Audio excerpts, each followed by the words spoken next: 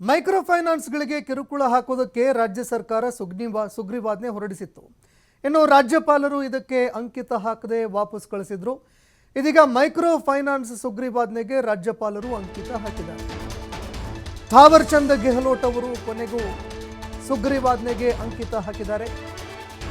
ಕೊನೆಗೂ ಸುಗ್ರೀವಾಜ್ಞೆಗೆ ಅನುಮತಿ ಕೊಟ್ಟಿದ್ದಾರೆ ಥಾವರ್ ಚಂದ್ ಗೆಹ್ಲೋಟ್. ಕೆಲವು ಸಲಹೆಗಳನ್ನು ಕೂಡ ಅವರು ಕೊಟ್ಟಿದ್ದಾರೆ. ಸುಗ್ರೀವಾಜ್ಞೆಗೆ ಅನುಮೋದನೆ ಕೊಡೋದಕ್ಕಿಂತ ಮುಂಚೆ ರಾಜ್ಯ ಸರ್ಕಾರಕ್ಕೆ ಕೆಲವು ಸಲಹೆಗಳನ್ನು ಕೂಡ ಕೊಟ್ಟಿದ್ದಾರೆ. ಸರ್ಕಾರದ ಸ್ಪಷ್ಟನೆ ನಂತರ ರಾಜ್ಯಪಾಲರು ಈಗ ಸಹಿ ಹಾಕಿದ್ದಾರೆ. ಇನ್ನು ರಾಜ್ಯದಲ್ಲಿ ಅನೇಕ ಬಡ ಬಗ್ಗರಿಗೆ ಮೈಕ್ರೋ ಫೈನಾನ್ಸ್ನಿಂದ ನಿರಂತರವಾಗಿ ಕಿರುಕುಳ ನೀಡಲಾಗ್ತಾ ಇತ್ತು. ರಾಜ್ಯ ಸರ್ಕಾರ ಇದೆಲ್ಲದಕ್ಕೂ ಬ್ರೇಕ್ ಹಾಕೋದಕ್ಕೆ ಅಂತ ಸುಗ್ರೀವಾಜ್ಞೆ ಹೊರಡಿಸಿತು. ಹೊಸ ಕಾನೂನು ಜಾರಿಗೆ ಮಾಡೋದಕ್ಕೆ ಅಂತ ಮುಂದಾಯಿತು.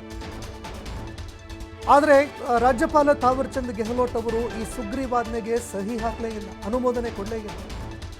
ಹೀಗಾಗಿ ರಾಜ್ಯ ಸರ್ಕಾರ ಒಂದು ರೀತಿಯಾಗಿ ಇವರು ಕೇಂದ್ರ ಸರ್ಕಾರದ ಆಣತಿಯಂತೆ ಕೆಲಸ ಮಾಡ್ತಾ ಇದ್ದಾರೆ ಅನ್ನೋ ಆರೋಪ ಕೂಡ ಮಾಡ್ತು. ಅನೇಕ ಸಚಿವರು ಆಕ್ರೋಶ ಕೂಡ ಹೊರಹಾಕಿದರು. ಇದೀಗ ಕೊನೆಗೂ ರಾಜ್ಯಪಾಲ ಥಾವರ್ ಚಂದ್ ಗೆಹ್ಲೋಟ್ ಅವರು ಸಹಿ ಮಾಡಿದ್ದಾರೆ. ಆದರೆ ಸಹಿಯನ್ನು ಹಾಕಿ ಆಯಿತು, ಆದರೆ ಮೈಕ್ರೋ ಫೈನಾನ್ಸ್ಗಳ ಕಿರುಕುಳ ಹಾವಳಿ ಏನು ನಡೀತಾ ಇತ್ತು, ಇದೆಲ್ಲದಕ್ಕೂ ಫುಲ್ ಸ್ಟಾಪ್ ಬೀಳುತ್ತಾ ಅಥವಾ ಇಲ್ವಾ ಅನ್ನುವಂತಹ ಪ್ರಶ್ನೆ ಈಗಲೂ ಕೂಡ ಕಾಡ್ತಾ ಇದೆ.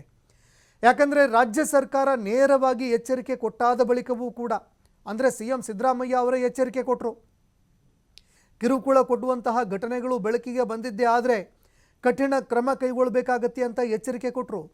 ಆದರೂ ಕೂಡ ಮೈಕ್ರೋ ಫೈನಾನ್ಸ್ಗಳ ಹಾವಳಿ ಕಿರುಕುಳ ಮತ್ತೆ ಮತ್ತೆ ಬೆಳಕಿಗೆ ಬಂತು. ಅನೇಕರು ಆತ್ಮಹತ್ಯೆ ಮಾಡಿಕೊಂಡ್ರು.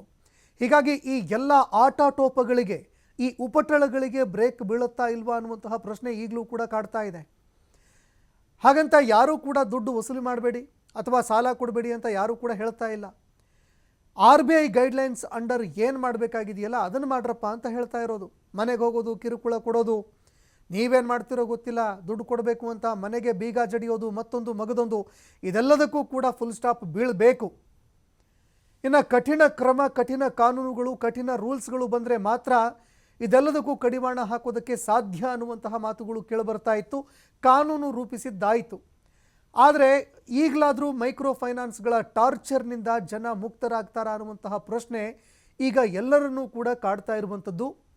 ಥಾವರ್ ಚಂದ್ ಗೆಹ್ಲೋಟ್ ಅವರು ಕೊನೆಗೂ ಈಗ ರಾಜ್ಯ ಸರ್ಕಾರದ ಒಂದು ಸುಗ್ರೀವಾಜ್ಞೆಗೆ ಮಣೆ ಹಾಕಿದ್ದಾರೆ. ಇದೀಗ ಮುಂದೆ ಯಾವ ರೀತಿಯಾಗಿ ಕ್ರಮಗಳು ಕೈಗೊಳ್ಳುತ್ತಾರೆ, ಅದೇ ರೀತಿಯಾಗಿ ಮೈಕ್ರೋ ಫೈನಾನ್ಸ್ಗಳ ಉಪಟಳಕ್ಕೆ ಬ್ರೇಕ್ ಬೀಳುತ್ತಾ ಅನ್ನುವಂಥದ್ದನ್ನು ಕಾದು ನೋಡಬೇಕಾಗತ್ತೆ.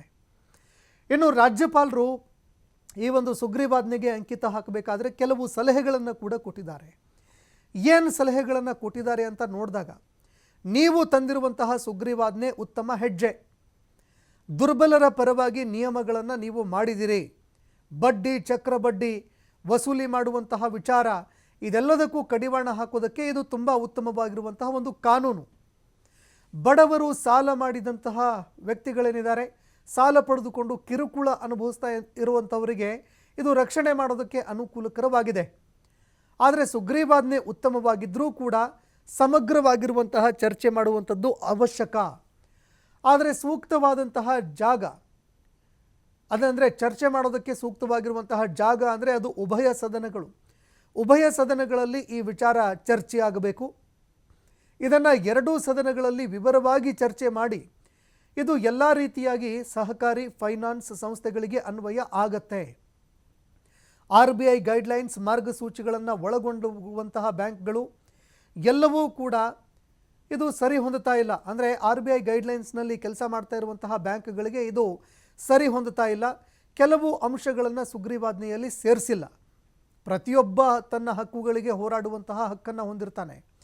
ಇದೆಲ್ಲವನ್ನೂ ಕೂಡ ಮನಗಂಡು ಸದನದಲ್ಲಿ ಇದರ ಸಮಗ್ರ ಚರ್ಚೆ ನಡೆಸಿ ಅದಾದ ನಂತರ ಇದನ್ನು ಕಾನೂನಾಗಿ ಜಾರಿಗೊಳಿಸಿ ಅಂತ ಸರ್ಕಾರದ ಸುಗ್ರೀವಾಜ್ಞೆಯ ಬಗ್ಗೆ ರಾಜ್ಯಪಾಲರು ಅಭಿಪ್ರಾಯಪಟ್ಟಿದ್ದಾರೆ.